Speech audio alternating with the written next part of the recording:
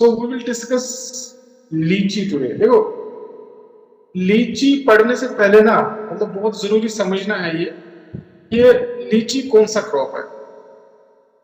अब अगर आप देखोगे तो लीची बुक्स में आपको सब ट्रॉपिकल क्रॉप मिलता है, सब ट्रॉपिकल है भी ये। लेकिन अगर ये सब ट्रॉपिकल है तो सब ट्रॉपिकल में तो बहुत सारे स्टेट्स आते हैं। मुझे लगता है कि हमारा नॉर्थ इंडिया, जम्मू कश्मीर और हिमाचल प्रदेश को छोड़ के सारा सब ट्रॉपिकल में आता है। But still if you will see the area and production of litchi, the maximum production in India is in Bihar. Then there are adjoining areas of Jharkhand and West Bengal where you will find lychee, and few places in Uttar Pradesh जहाँ पे आपको लीची दिखता है। अभी केरला में भी south में शुरू हुआ है कुछ एरियाज में। But why this limited area? If it is a subtropical food crop, it should be grown in all over the states जो भी subtropical region है। तो वो चीजें जो है ना, इसका मतलब है कि इसके लिए कुछ कुछ यूनिक चीजें चाहिए, और वो यूनिक चीजें जो है ना वो एक्चुअल क्लाइमेट में है। सॉइल में उतना नहीं है, लेकिन क्लाइमेट जो है इसका एक यूनिक क्लाइमेट होता है। मैं वो क्लाइमेट में डिस्कस करूंगा, बट थोड़ा सा आप लोगों को मैं अभी यहाँ बताना चाह रहा हूँ कि जो क्लाइमेट है लीची का, ये बिहार की कंडीशन में थोड़ा बहुत यूनिक है। कैसे यूनिक है? ये इसको ह्यूमिडिटी जो है ना वो इम्पोर्टेंट फैक्टर है लीची के लिए। और बिहार में एक अगर आप स्प्रिंग भी देखोगे यहाँ तो एक वेट स्प्रिंग से लेके एक नॉर्मल टेम्परेचर समर में रहना एक्सीड नहीं करता। यहाँ पे जनरली 45 डिग्री सेल्सियस, अगर 45 डिग्री सेल्सियस लीची में टेम्परेचर आ जाएगा तो जनरली लीची क्रैकिंग आपकी हो जाती है। तो बिहार में जो यूनिकनेस है, जो मॉइस्ट रहता है थोड़ा बहुत क्लाइमेट, बिकॉज ऑफ दैट यहाँ पे जो लीची है वो बहुत अच्छा होता है। इसका मतलब नहीं है कि यूपी में नहीं हो सकता, दिल्ली में नहीं हो सकता है, होता है। लेकिन क्योंकि वहां पे एक्सट्रीम वेदर कंडीशंस हैं, क्योंकि वहां पे हॉट विंड्स चलती है, तो उस वजह से लीची क्रैकिंग होती है और फिर क्वालिटी हमारी अच्छी नहीं आती है। So we will proceed and we will discuss that in the climate slide. So basic introduction of lychee is, you must be knowing all this information because you have read this in the first semester itself. Botanical name is lychee tensis and it belongs to family Saponaceae. The origin of lychee is China, and China is still the highest producing country of lychee. Number 1 country production China का है, उसके बाद India आता है second number पे। उस India में भी बिहार में मैक्सिमम प्रोडक्शन होता है। Type of fruit is nut. Inflorescence is panicle. Edible portion of each is fleshy aril. And the chromosome number 2 is generally 30. And I'm telling you this nutritional value of lychee. It's really excellent source of vitamin C, 40.0 to 90 mg per 100 gram. Protein is also there. Fat is there. Pectin is there. And besides this nutritional value, I have also write a paper on lychee. That is the medicinal value of lychee. Medicinal value of lychee is also very tremendous. Starting from the leaf to the bark to the fruits. So lychee has also very good medicinal value.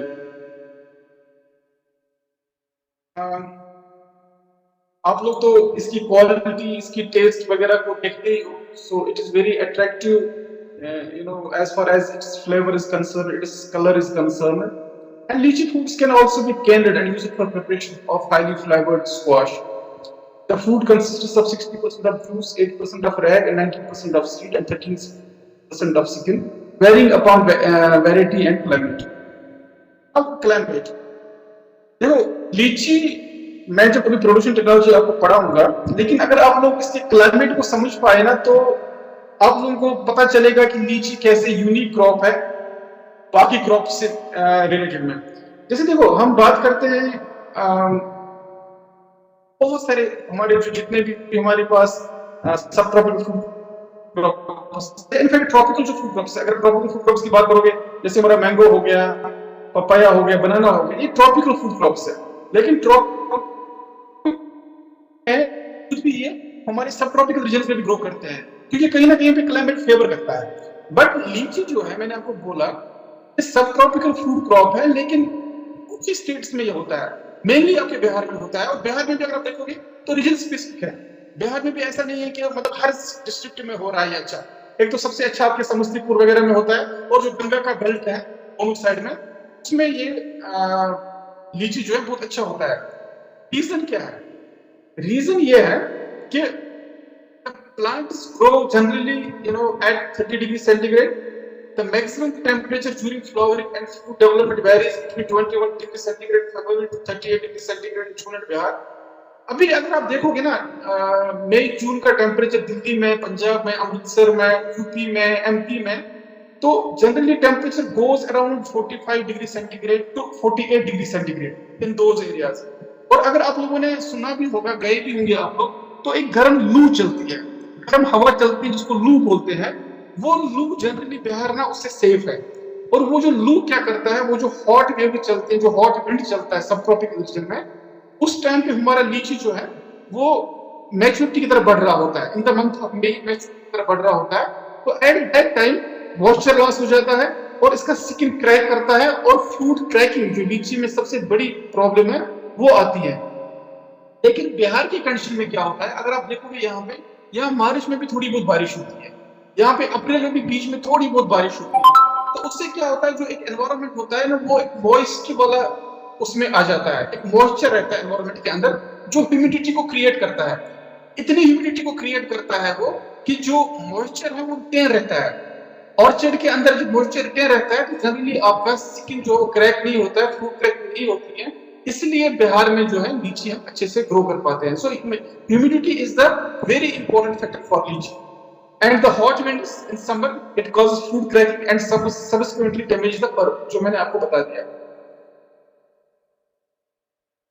As far as soil is concerned, I mean, lychee can do well in fairly deep, well-drained, sandy loam soil, which should be rich in organic matter. अगर आप बिहार देखोगे, north Bihar हमारा, तो ये यहाँ की soil जो है ना, लाइम रिच है। मतलब जनरली बिहार, नॉर्दर्न बिहार की सॉइल में 30% लाइम पाया जाता है। तो the soil which are having high lime content is beneficial to its trees. Soils in North Bihar, where best lychee is grown, contain about 30% lime, as I discussed it. A sandy loam or clay loam with a pH of around 5.5 to 7 and sufficient soil depth, कम से कम 2 metre तक, it is ideal for the lychee cultivation. एक और चीज मैं आपको बता दूं लीची के बारे में, माइक्रोप्रेसा फंजाई। जब हम लीची की प्लांटिंग करते हैं, तो लीची की प्लांटिंग में हम बोलते हैं कि जो हम पिट को डिग करते हैं, उसमें अगर हम पुराने लीची के ऑर्चर्ड का कुछ सॉइल लेके आए, एक बकेट लेके आए, और उस डिग में वो सॉइल को डाले, तो उससे प्लांट्स को, रूट को एस्टेब्लिश होने में बहुत आसानी होती है और प्लांट ग्रो जल्दी करता है। क्यों? क्योंकि उसमें माइक्रोप्रेसा फंजाई होता है, which is very beneficial for the लीची ट्रीज। तो कमिंग टू द वेराइटीज, देखो वेराइटीज अगर आप लोग याद करोगे, आप लोग बिहार से हो मोस्ट ऑफ द स्टूडेंट्स, तो आप लोग कुछ वेराइटीज तो बहुत खाते हो। शाही आपका बहुत फेमस कल्टीवर है, जिसको अभी जीए टैग भी मिला है, जो समस्तीपुर एरिया में बहुत ही फेमस कल्टीवर है। उसके बाद हमारे यहाँ पे पूर्वी है, मंगराजी जिसको हम बोलते हैं जनरली, तो वो कल्टीवर बहुत फेमस है पूर्वी। चाइना है, बेदाना है। There are so many cultivars of lychee जो आपके बिहार में कॉमर्शियल है। So these are some cultivars, जिसमें कलकतिया है, इसका मेनली पंजाब रीजन है। चाइना मैंने आपको बोला बहुत पॉपुलर कल्टीवर है बिहार में, बहुत अच्छा यील्ड होता है इसका। Dehradun is also very important cultivar, very popular in Bihar. उसके बाद हमने यहाँ पे और बेदाना रिलीज किया है। अभी हमने लीची साबुर 1 की वेराइटी रिलीज की है यहाँ पे, तो उसकी भी मैं आपको कुछ कैरेक्टर्स आपको बता देता हूँ। साबुर मधु, ये हमने वेराइटी यहाँ रिलीज किया है। ये हाइब्रिड है पूर्वी टू बेदाना with good eating quality, 80 to 90% small, chicken tongue seeds and error recovery of 75 to 80%. मैंने आपको बोला साबुर बेदाना, इसमें सीड बहुत छोटा होता है। साबुर बेदाना में सीडलेस नहीं होता है, लेकिन सीड काफी छोटा होता है, और ये फर्स्ट वीक ऑफ जून में हमारा हार्वेस्ट होता है। जनरली देखो, जो आपका लीची आता है बिहार में, वो जनरली 15 मई से अर्ली वेराइटी शुरू होती है, 3rd वीक ऑफ मई से। अर्ली वेराइटी इसकी आ जाती है और सेकंड वीक ऑफ जून तक ही इसका हार्वेस्टिंग होता है। मतलब 15 मई से आप मान के चलो 10 जून तक हमारी हार्वेस्टिंग सब हो जाती है। 10 जून के आसपास हमारी लेट वेराइटी हार्वेस्ट होती है और 15 मई के आसपास हमारी अर्ली वेराइटीज हार्वेस्ट होती है। साबुर लीची 1 जो है ये हमने 2 साल पहले ही रिलीज किया। ये भी पूर्वी बेदाना का ही हाइब्रिड, बेदाना को हमने क्रॉस किया था। लेट मैच्योरिंग वेराइटी है, ये रेगुलर बियरर है और इसका एवरेज फ्रूट वेट जो है वो 22.9 ग्राम है। इसका फ्रूट कलर जो है वो डार्क रेड है। टीएसएस इसका 20.2 डिग्री ब्रिक्स है और पल्प परसेंट जो बहुत इंपॉर्टेंट है, पल्प परसेंट 70.75%, 70% इसका जो है हमारा पल्प परसेंटेज है। डाई के बारे में आप लोग जानते हो, one of the most popular cultivator है बिहार, इसका जीआई टैग भी मिला है। ये गंदगी संपाडा, ये गंदगी संपाडा जो है संपाडा, ये अभी एनआरसी लीची की वैरायटी है। एनआरसी लीची ने इसको, जो मुजफ्फरपुर में एनआरसी लीची, उन्होंने इसको रिलीज किया है और इसमें भी हाई पल्प रिकवरी है, मोर देन 83%। फ्रूट साइज का 38 ग्राम है और जनरली बोला जा रहा है ये क्रैकिंग रेजिस्टेंट है, क्रैकिंग इसमें नहीं होता है। स्वर्ण रूपा जो है ये रांची की वैरायटी है, ये भी रेजिस्टेंट टू क्रैकिंग है और इसका जो क्या बोलते हैं इसको, स्मॉल सीड है और इसका जो परसेंट एरियल है वो 65 to 75%। Swarna Rupa it is also the resistant of cracking. तो दीज आर सम कल्टीवर्स जो आप लोगों ने टेस्ट किया होगा, आई एम श्योर। साबुर लीची वन आप देख सकते हो जो हमने रिलीज किया 2 साल पहले यहाँ पे। साबुर बेदाना जो आपको सेकंड फोटोग्राफ में दिख रहा है। कस्बा is also important variety, early variety है कस्बा यहाँ की। ये गंध की संपादा जो मैंने बोला एनआरसी लीची से रिलीज हुई है, ये भी रेजिस्टेंट क्रैकिंग के लिए। साबुर मधु की क्वालिटी अच्छी नहीं है, 90s में रिलीज हुई है साबुर से। प्रोपिगेशन देखो, प्रोपिगेशन अगर आप लीची को सीड से करोगे, जैसे आप लोग जानते हो प्रोपिगेशन आप लोग पढ़े भी हो, तो आपको ट्रू टू टाइप नहीं मिलेगा। आपको उसका लॉन्ग जिम्नाइल पीरियड की वजह से जो वो बियरिंग में आएगा वो 15-20 साल के बाद बियरिंग में आ जाएगा। तो इसलिए हम लोग जनरली सीड प्रोपिगेशन मतलब नहीं अलो करते हैं, बिकॉज क्योंकि ट्रू टू टाइप आपका प्लांट्स नहीं मिलता है। तो जो वेजिटेटिव प्रोपिगेशन है जनरली ग्राफ्टिंग बहुत कम सक्सेस है लीची में। लीची में रिसर्च चल रही है ग्राफ्टिंग के लिए, लेकिन 20-25%, 30% सक्सेस है। लेकिन हाँ, अभी कुछ रिसेंट स्टडीज हैं जहां पे बोल रहे हैं कि अगर हम लोग कंट्रोल्ड कंडीशंस में, मतलब पॉली हाउस के अंदर जहां पे हम लोग टेम्परेचर को थोड़ा सा कंट्रोल करते हैं और ह्यूमिडिटी को कंट्रोल करते हैं, वहां पे अगर हम लोग ग्राफ्टिंग करेंगे तो लीची में हम लोग 70-80% सक्सेस ग्राफ्टिंग में आ रहा है, लेकिन कंट्रोल्ड कंडीशंस में। अभी नई रिसर्च है, अभी पूरा उसमें नहीं है। लेकिन जो ईयर लेयरिंग है मोस्ट कॉमन मेथड है, मतलब कॉमर्शियल मेथड भी है और मोस्ट कॉमन मेथड है जो फार्मर्स प्रैक्टिस कर रहे हैं अपने अपने बगीचों में।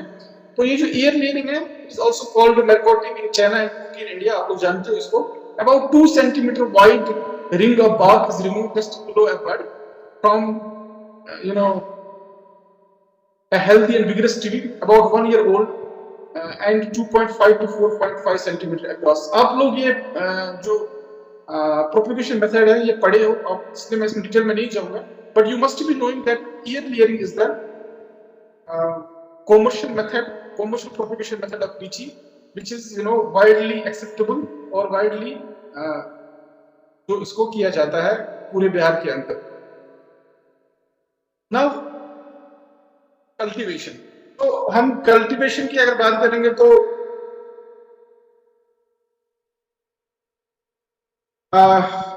मैंने आपको पहले भी बोला है, जब भी हम चाहे मैंगो की प्लांटिंग करें, चाहे हम लीची की प्लांटिंग करें, चाहे हम गुआवा की प्लांटिंग करें, अनटिल अनलेस हम किसी छोटे से क्रॉप की तो नहीं कर रहे, जैसे बनाना हो गया, पपाया हो गया, उन क्रॉप्स को छोड़ के अगर हम ट्री क्रॉप्स की प्लांटिंग कर रहे हैं, आई told you that 1 meter size of pit should be dug at a desired place few weeks or 1 month before the planting। Suppose करो जनरली जो हमारा प्लांटिंग टाइम होता है लीची का, हमारे सब ट्रॉपिकल क्रॉप्स का, ट्रॉपिकल क्रॉप्स, वो बेस्ट प्लांटिंग अभी होती है लेट जून से लेके अगस्त तक। लेट जून से लेके अगस्त तक इसलिए क्योंकि आप लोग जानते हो कि मॉनसून होता है, बारिश होती है और प्लांट को स्टार्टिंग में पानी की बहुत ज्यादा रिक्वायरमेंट होती है। तो best time of planting in our conditions is the late last week of June to the last week of August. मतलब July is the best planting time in Bihar area, in the subtropical area. तो हम लोग करते क्या है, अगर मान लो suppose कर हमको लीची जुलाई में लगाना है, 1 month before we need to dig the pits of 1 meter size cube, मतलब एक 1 meter size cube में हमको pits को dig करना है, and then we need to kept it open for 15 to 20 days, 15-20 दिन तक हमको इसको ओपन रखना है, and then for planting, मतलब planting से एक हफ्ता पहले या 4-5 दिन पहले we need to refill this with a mixture of well trodden farmyard manure, जो आपका गोबर वगैरह खाद होता है, सड़ा हुआ गोबर या कोई और बायो फर्टिलाइजर है आपके पास, और जो ऊपर वाला जो हमने मिट्टी निकाला था, उस मिट्टी को हम लोग क्या करते हैं, 2 हिस्से में बांटते हैं। जब हम पिट्स को डग करते हैं, मिट्टी जो निकलता है वो 2 हिस्से में बांटते हैं, एक अपर लेयर ऑफ सॉइल जो हम एक साइड में रखते हैं, एक बिलो लेयर ऑफ सॉइल जो हम दूसरी साइड में रखते हैं। जो बिलो लेयर ऑफ सॉइल है उसको हम डिस्कार्ड करते हैं, जो अपर लेयर ऑफ सॉइल है उसको हम फार्म यार्ड मैन्योर या जो बाकी बायो फर्टिलाइजर्स हमारे पास होते हैं, या काउ डंग केक होता है या नीम केक होता है, उसके साथ मिक्स करके हम लोग उसको पिट्स को वापस फिल करते हैं, और फिल करते टाइम हम 2-3 सेंटीमीटर उसको लेवल से ऊपर रखते हैं, ताकि बारिश हो या जब हमको पानी देना पड़े तो अगर वो नीचे भी आ जाए तो लेवल में रहे, ऐसा ना हो कि वो गड्ढा वहां पे हो जाए। तो a mixture of farmyard manure around 20 to 25 kg, bone meal 2 kg और sulfate of potash हम दे सकते हैं। It is recommended to be mixed with a basket of full soil in a pit from a lychee orchard containing microrhiza fungi।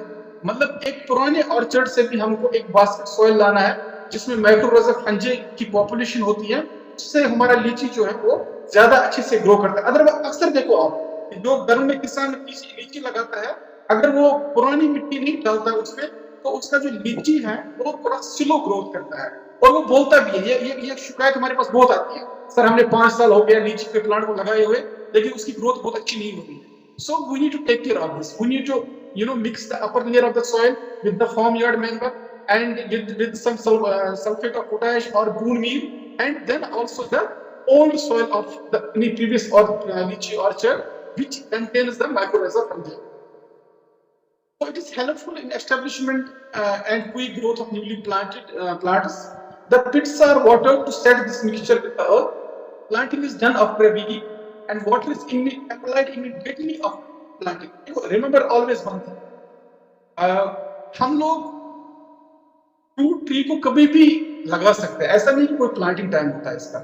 हम जब बोलते हैं कि जुलाई is the best time of planting, it means कि क्योंकि आपका जो वाटर है, जो आपका मॉनसून है वो अवेलेबल है, आपको वाटर के लिए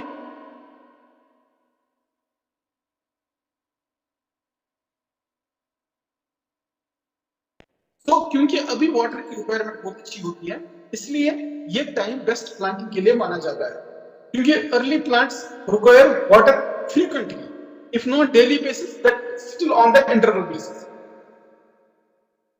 now training and pruning. Training आप लोग जानते हो, it is done in the early stage to give a desired shape to a plant, to make its framework very strong. And pruning मैंने आप लोगों को डिस्कस किया है, it is done on the later stage, to get the good quality of fruits, to get the regular bearing, हर साल आपका फल आए, and to maintain the visitor and the so training young lychee fruits for making a good framework is very necessary. And once the desired shape and a strong framework are achieved, pruning is not required, except removing dead or diseased branches and damaged shoots. तो मैं आप लोगों को एक चीज बताता हूं, आप लोग कंफ्यूज मत करना। जनरली हम बोलते हैं लीची में प्रूनिंग रिक्वायर्ड नहीं। देखो, शुरू में तो आपको एक शेप देना है, आपने शुरू में पौधा लगाया, आपको उसको शुरू में 4-5 साल 6 साल तक मतलब कैनोपी को मेंटेन करने के लिए कि सनलाइट जो है, जो इंटरसेप्शन एंड डिस्ट्रीब्यूशन ऑफ जो सनलाइट है वो हमारे हर एक फ्रूटिंग ब्रांच पे आ जाए, जो एंगल है वो स्ट्रॉन्ग क्रॉच एंगल्स बन जाए, ताकि हमारा जो प्लांट है, स्ट्रॉन्ग जो फ्रेमवर्क है वो ट्री का हमारा बन जाए, और कैनोपी ओपन हो, ताकि जो अंदर भी कैनोपी है ट्री की उसमें भी फ्रूट लगे और उस फ्रूट की भी क्वालिटी अच्छी। वो तो ट्रेनिंग होगी, वो तो हम शुरू में 4-5 साल करेंगे to give a good shape of a tree. But हम बोलते हैं प्रूनिंग लीची में नहीं करते, बट एक गलत कंसेप्ट है। लीची में हम प्रूनिंग करते हैं, वो नेचुरली होती है। जब आप लीची के फ्रूट्स को काटते हो, हार्वेस्ट करते हो, तो आप उसको एक टहनी के साथ काटते हो। जो आप एक टहनी के साथ काटते हो उसको, वही प्रूनिंग है उसकी। जब आपने उसको एक छोटे से स्टेम के साथ काट लिया, आप देखना अभी जब जो लीची आप लोगों ने हार्वेस्ट किया होगा अपने बगीचे में, आप देखना अभी 10 दिन के बाद उसमें नया फ्लश आता है, फिर 1 महीने के बाद और नया फ्लश उसमें आता है। सॉरी, ये जो फ्लश उसमें आते हैं ना, यही नए फ्लश में अगले साल फ्रूट आता है। तो ये जो बड डिफरेंशिएशन होता है, जो न्यू फ्लशेस आते हैं, इसी में अगले साल फ्लावरिंग आता है, अगले साल फ्रूटिंग आता है। तो अगर आप प्रूनिंग नहीं करोगे तो आपका अगले साल फ्लावरिंग नहीं आएगा। प्रूनिंग क्योंकि आप नेचुरली करते हो, आप फ्रूट काटते हो उसके साथ स्टेम कटता है, तो नेचुरली प्रूनिंग होती है। लेकिन इसमें एक चीज है, सपोज मैं आपको एक चीज बता दूं, सपोज हमारे मार्च अप्रैल में कोई विंड आया, बहुत तेज तूफान आया और हमारा फ्रूट गिर गया मार्च अप्रैल में ही। तो जब फ्रूट गिर गया इन द मंथ ऑफ मे, आप हार्वेस्ट करोगे नहीं। क्यों नहीं करोगे? क्योंकि फ्रूट है ही नहीं पेड़ के ऊपर, वो गिर चुका है। या मान लो 80% फ्रूट गिर चुका है, सिर्फ 20% फ्रूट लगा हुआ है, तूफान की वजह से वो गिर गया है। तो जब आप 20% फ्रूट को हार्वेस्ट करोगे, तो आप सिर्फ 20% फ्रूट के स्टेम को काटोगे, ठीक है? तो इसका मतलब है 20% की फ्रूट प्रूनिंग हुआ। अगले साल आप देखोगे सिर्फ 20 से 25% ही फल लगेगा, क्योंकि आपने 80% प्रूनिंग किया ही नहीं। तो अगर आपको लगता है कि आपके आपके प्लांट में ज्यादा फ्रूटिंग नहीं हुआ इस साल, और आपने जो हार्वेस्ट किया बहुत कम फ्रूट किया है, तो इसका मतलब प्रूनिंग भी कम हुआ है। And you need to do the pruning manually so that each and every branch will get pruned, और नया फ्लश आएगा और अगले साल आपका फ्रूटिंग में लीची फिर से आ जाएगा। It is very important to remember. Manure and fertilizer I will not discuss. I mean, because it depends upon the status of the soil and the nutrient of the leaf. So, मैंने आपको बोला है, जब भी आपको एक orchard में कोई बोलेगा कि खाद कितना डालना है, तो एक तो होता है कि आप उसको बोलोगे कि मतलब सॉइल का सैंपल लाइए, उसका न्यूट्रिएंट स्टेटस चेक कीजिए कि कौन सा डेफिशिएंसी है। लेकिन उसके साथ साथ लीफ न्यूट्रिएंट स्टेटस भी आपको पता करना होगा। क्योंकि मैं आपको एग्जांपल बताता हूँ, सपोज करो एक एक एक लीची का ट्री है, उसमें सपोज करो 100 केजी फ्रूट लगा हुआ है, और एक लीची का ट्री है उसमें 10 केजी फ्रूट लगा हुआ है। तो 10 केजी लीची के ट्री में और 100 केजी लीची के ट्री में न्यूट्रिएंट का जो रिक्वायरमेंट है वो अलग अलग होता है, क्योंकि वहां पे फ्रूट ज्यादा है, फ्रूट की रिक्वायरमेंट ज्यादा है। तो इसलिए जो लीफ न्यूट्रिएंट एनालिसिस है, that is the best parameter to actually analyze how much recommendation we need to do for the leach fertilizer application. Irrigation is very important for lychee. हम लोग कभी कभी बोलते हैं कि लीची में इरिगेशन नहीं भी होगा तो कोई बात नहीं, ऐसा नहीं है। देखो, लीची में इसलिए सक्सेसफुल है क्योंकि वो कंजर्व करता है moisture.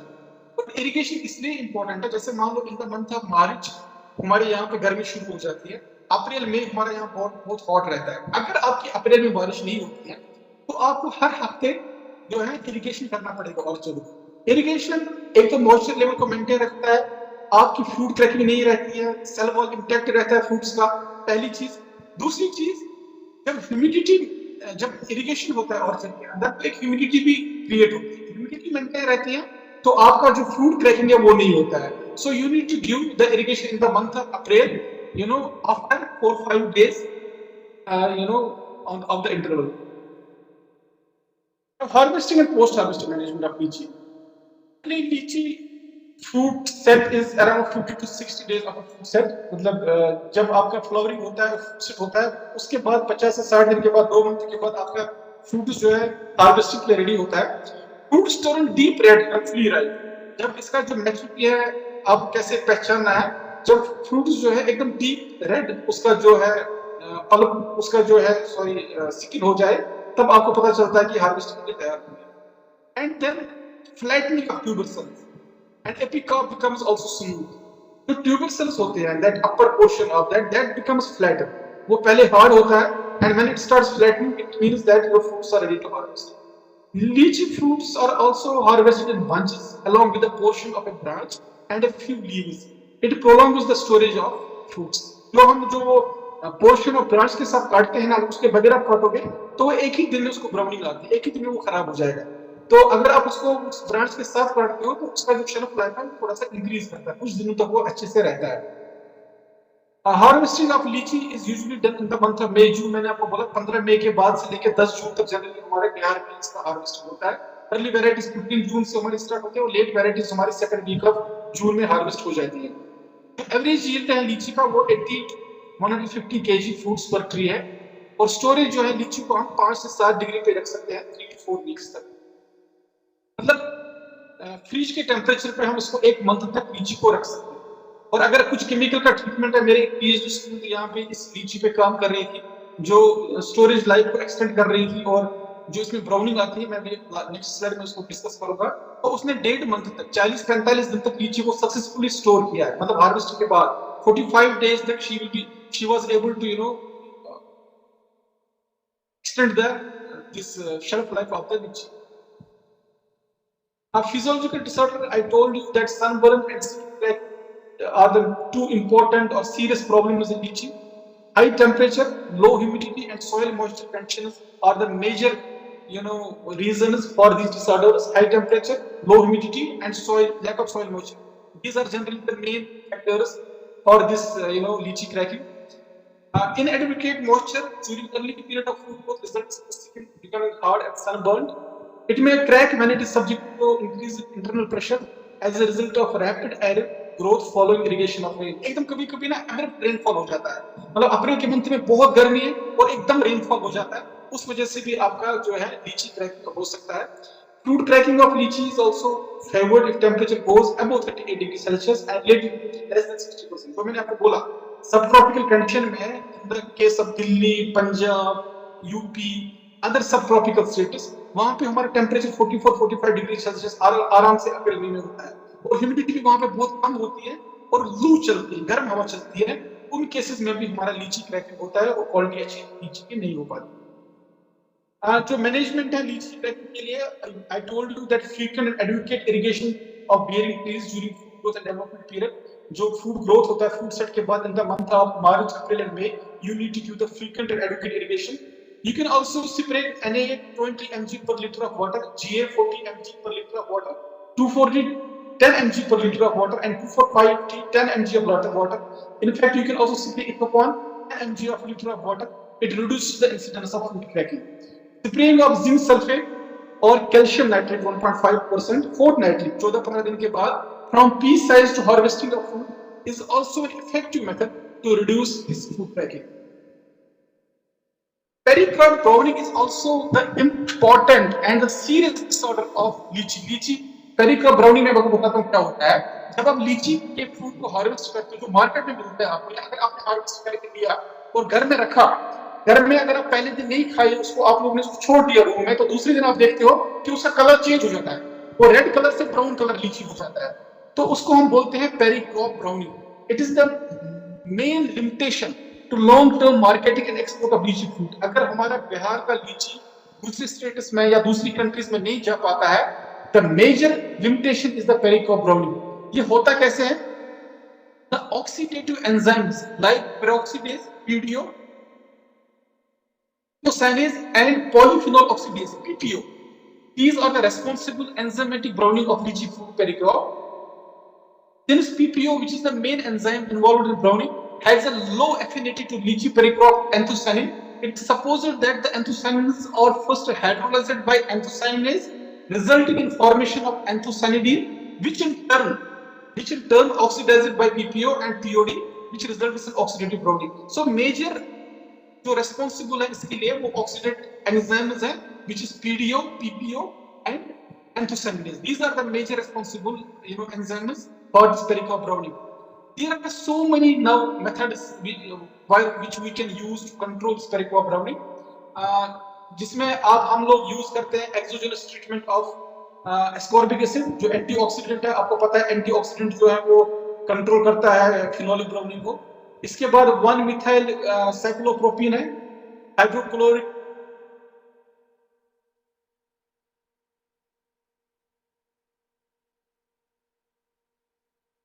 pericrop browning, and simultaneously we can extend the shelf life of the lychee with a good color, with the retention of the good color of the fruit. So this is about the lychee.